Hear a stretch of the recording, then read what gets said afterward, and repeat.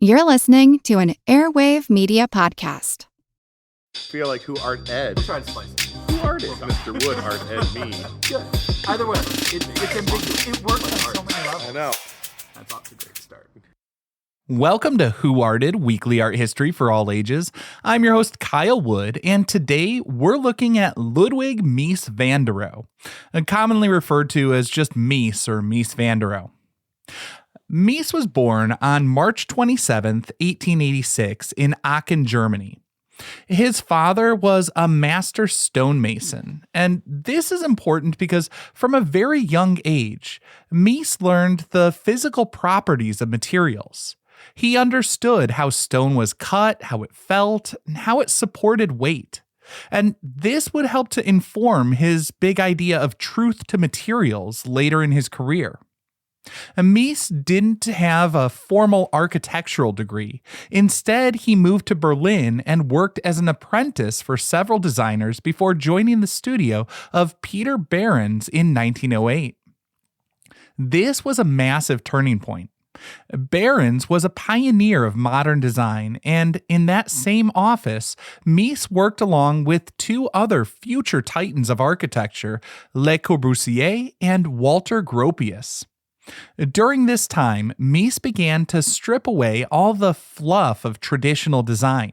He was influenced by the sleek, functionalist ideas emerging in Europe.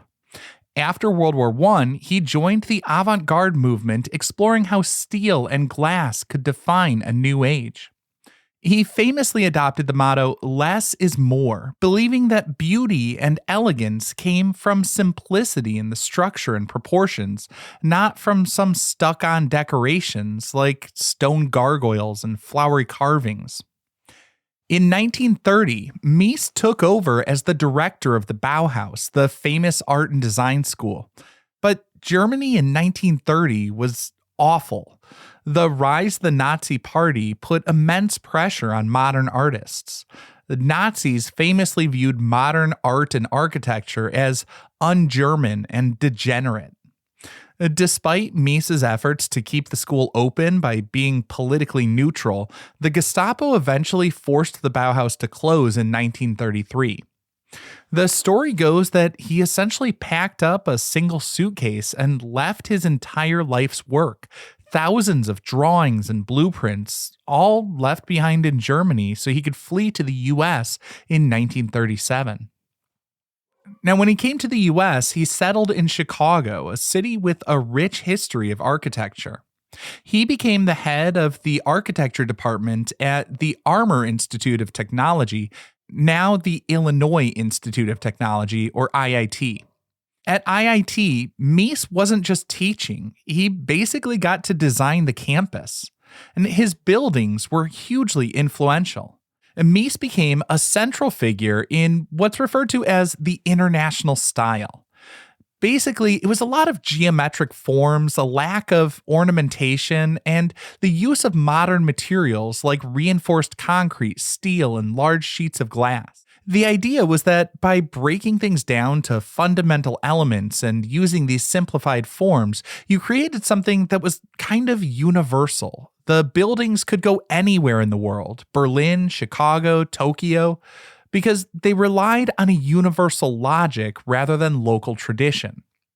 Throughout the 1940s and 50s, Mies refined his skin and bones architecture. He wanted to create universal space, large open interiors that weren't interrupted by any support columns.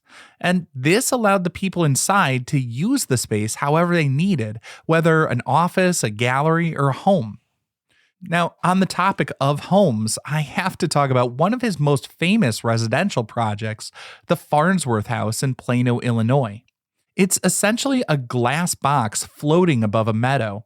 While it was controversial at the time, he and the owner actually got into a messy and heated legal battle, with both sides suing each other. Mies sued for unpaid fees, while Farnsworth countersued for malpractice and fraud, saying he went over budget and the design was problematic because it lacked privacy, and she said she didn't even have a space to hang a picture on the glass walls. He basically told her that she had too much clutter and that the house was a work of art. She simply had to learn how to live in it. Eventually, Mies actually came out with a legal victory, but the whole thing was embarrassing for everyone. Despite the controversy, or maybe in part because of it, the Farnsworth House became an icon of modern residential architecture.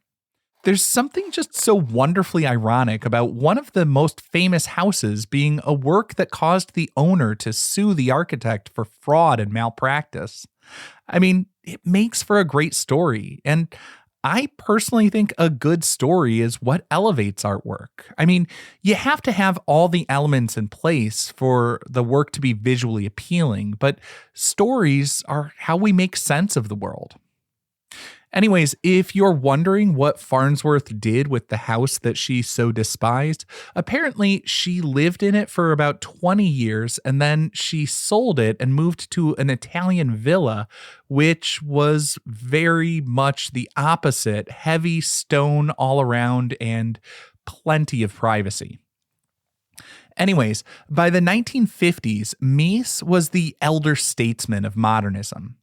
He had a reputation for being a man of few but profound words. There's an old story of him meeting with a potential client, and to start things off, Mies just sat smoking a cigar and thinking. About 20 minutes of silence, I have to imagine, were so awkward it must have left the client questioning his own sanity. The client began to speak, but Mies put his hand up and said, "Silence." He believed one couldn't rush a good idea. He was a perfectionist, famously saying, quote, "God is in the details." And I personally really love that phrase because it inverts an old expression, "the devil is in the details." But in that inversion, it really sort of shifts your mindset. I mean, to me, those tiny corners where pieces of steel and glass meet weren't just technical problems to solve. They were opportunities for perfection. By obsessing over the small stuff, he believed you could take industrial materials like the I-beams and glass and elevate them into something divine. He didn't see details as a distraction. He saw them as the soul of the building.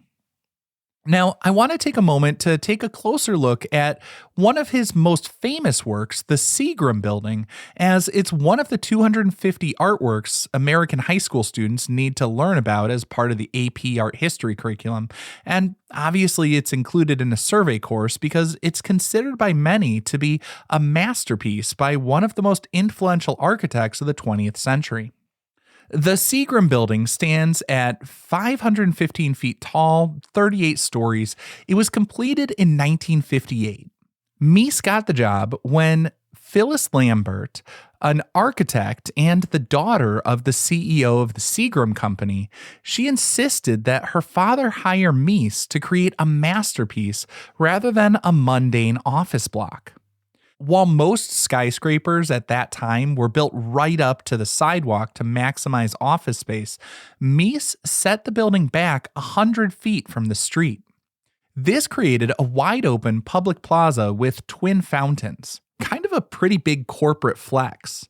By leaving that plaza opened, Mies was essentially saying the Seagram Company was so successful, they could afford to waste some of the most expensive real estate in the world just to provide a beautiful view and a place for people to sit. The building itself is a giant rectangular prism made of a steel frame, but what really elevates it is the materials used for the exterior. Instead of your standard, relatively cheap steel, the mullions, the vertical ribs between the windows, are made of 1,500 tons of solid bronze. Over time, the bronze has weathered, forming a patina of a deep, sophisticated dark brown. In order to keep the interior looking uniform from the outside, Mies designed the window blinds so they could only stay in one of three positions. They must be fully open, halfway, or fully closed. He didn't want messy, uneven blinds ruining the grid of his masterpiece. Of course, that's not the only detail that Mies had to ponder in the construction. When we look at the I-beams, the steel frame or the skeleton that holds it up, New York fire codes required the actual structural steel to be covered in concrete for fireproofing. Mies felt that hiding the structure was dishonest. So, in order to sort of be intellectually honest, but also, in compliance with fire codes, he attached non-structural bronze I-beams to the outside of the building. These beams don't hold the building up, but they symbolize the strength of the structure inside. God is in the details, and every last detail in the construction hints at the divine. The use of the bronze and travertine in the lobby links the modern skyscraper to grand monuments of ancient Rome. It's not just an office building, it's a temple of modern industry. This concludes this week's episode of Who Arted, part of the Airwave Media Podcast Network. If you found this tolerable, please leave a rating or review on your favorite podcast app. You can find images of the work being discussed this week and every week on social media at Who Arted Podcast on Twitter, Instagram, and TikTok, and of course on the website whoartedpodcast.com. Podcast done.